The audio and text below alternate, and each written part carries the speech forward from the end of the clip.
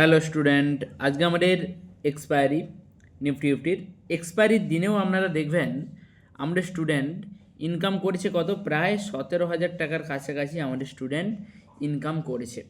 আজকে কিন্তু আমাদের নিফটির এক্সপায়ারি, কিন্তু আমি আজকে আপনাদের এই প্রফিট দেখাতে আসিনি।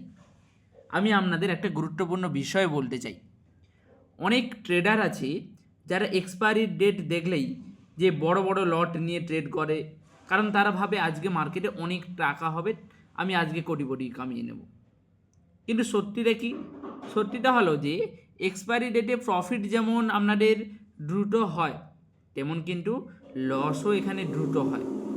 আজকে ট্রেডে প্রফিট হয়েছে কারণ আমরা গেস করিনি, আমরা মার্কেটকে কি করেছি, আমাদের স্টুডেন্টরা মার্কেটকে ফলো করেছে।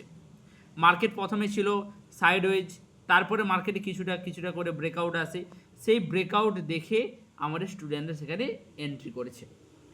ওকে, প্রথমে ট্রেন্ড অ্যানালাইসিস করেছে, তারপরে কনফার্মেশনের জন্য অপেক্ষা করেছে, তারপরে রিস্ক ম্যানেজমেন্ট ফলো করে আজকের দিনেও দাঁড়িয়ে 17,000 টাকা কিন্তু ইনকাম করেছে।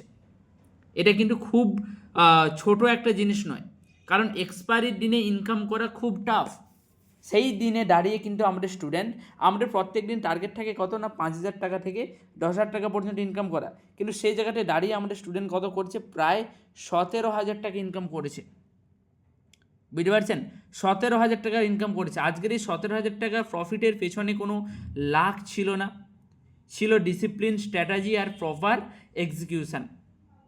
ওকে, সবসময় মনে রাখবেন, এক্সপায়ারি দিনে ওভার ট্রেডিং করবেন না, রিভেঞ্জ ট্রেডিং করবেন না, ফোমোটে এন্ট্রি নেবেন না, মনে হচ্ছে মার্কেট উপরে যাবে, মনে হচ্ছে মার্কেট নিচে যাবে, এমন করবেন না।